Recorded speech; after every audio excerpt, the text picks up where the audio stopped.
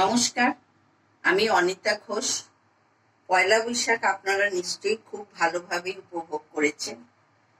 প্রত্যেকবারের মতো এবারও সুরুচি বাংলার রান্নাঘরে নিয়ে এসেছি রেস্টুরেন্টের স্বাদে সবার প্রিয় নিরামিষ চাল পটলের রান্না। আসুন আর দেরি না করে চাল পটলের রেসিপিটি আপনাদের সঙ্গে আমি শেয়ার করতে চলে যাই। আপনারা ভিডিওটি শেষ পর্যন্ত দেখতে থাকুন। চাল পটলের রেসিপির জন্য আমি এই উপকরণগুলো দিয়ে তৈরি করব।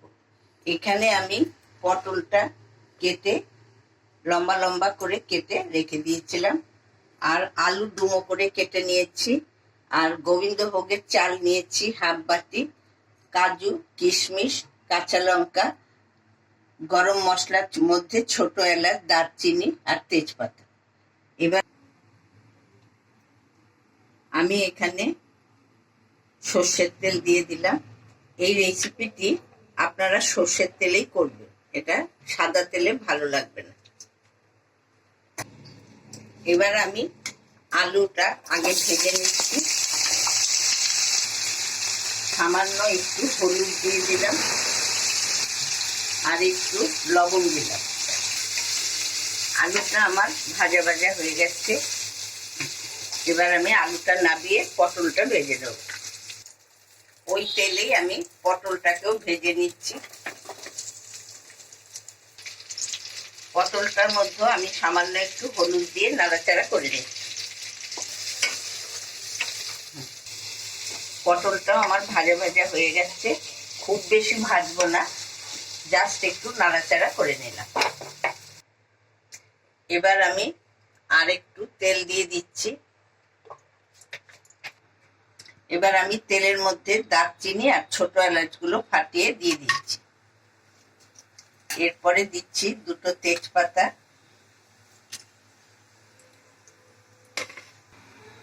এতে দিয়ে দিচ্ছি সামান্য একটু চিনি।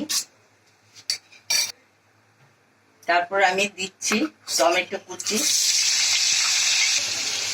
এবার আমি যে গোবিন্দভোগের চালটা আমি নিয়েছিলাম সেটা ভালো করে ধুয়ে এখন এটা একটু সামান্য ভাজা ভাজা করে নিচ্ছি।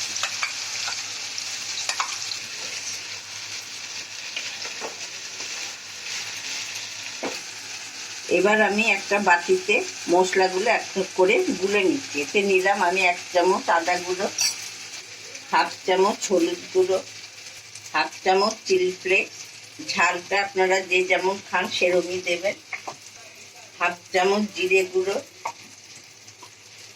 এবার আমি জল দিয়ে মশলাটা গুলে নিচ্ছি। মশলাটা আমি ওতেই দিতে পারতাম, কিন্তু গুলে নিলে মশলাটা আর পুড়ে যাবে না।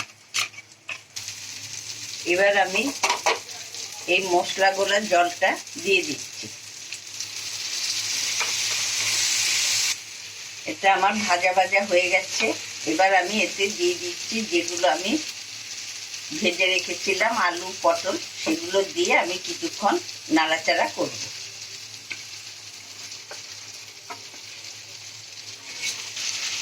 এবার আমি এতে দিয়ে দিচ্ছি কাজু, কিশমিশ আর কাঁচা পাকা 4টে লঙ্কা। এবার দিচ্ছি লবণ। লবণটা আমি আগে আলুতে একটু দিয়েছিলাম, সেই জন্য এখন একটু কম করেই দিচ্ছি। দেখুন এটি সাতলানোর পরে কত সুন্দর দেখতে লাগছে। তৈরি হয়ে গেলে কত না স্বাদের খেতে হবে। এবার আমি এতে একটু গরম জল দিয়ে দেবো। এবার আমি যে জলটা গরম করে রেখেছিলাম সেটা দিয়ে দিচ্ছি।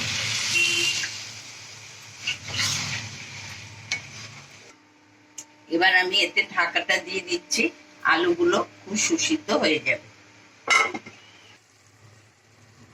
দেখুন আমার এর জলও অনেকটা শুষে গেছে, আর চাল, আলু, পটল সবই সেদ্ধ হয়ে গেছে।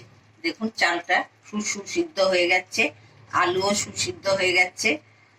এই দেখুন আলু ভেঙে গেছে। এবার আমি এতে একটু ঘি, গরম মশলা দিয়ে নামিয়ে দেব। 1 চামচ ঘি দিলাম। নিরামিষ রান্না একটু ঘি দিলে খুবই ভালো লাগে। আর 1 চামচ গরম মশলার গুঁড়ো দিলাম।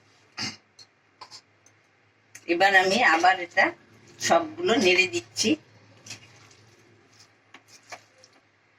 আমার রান্নাটা পুরো রেডি হয়ে গেছে। এবার আমি বলে ঢেলে পরিবেশন করে দেব।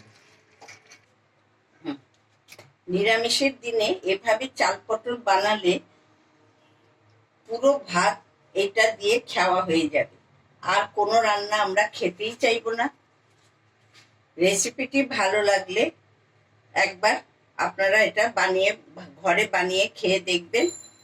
আমার রেসিপিটি যদি আপনাদের ভালো লেগে থাকে অবশ্যই চ্যানেলটিকে সাবস্ক্রাইব, লাইক, কমেন্ট, শেয়ার করবেন। আপনারা সবাই সুস্থ থাকবেন। আজ আমি এখানেই শেষ করছি।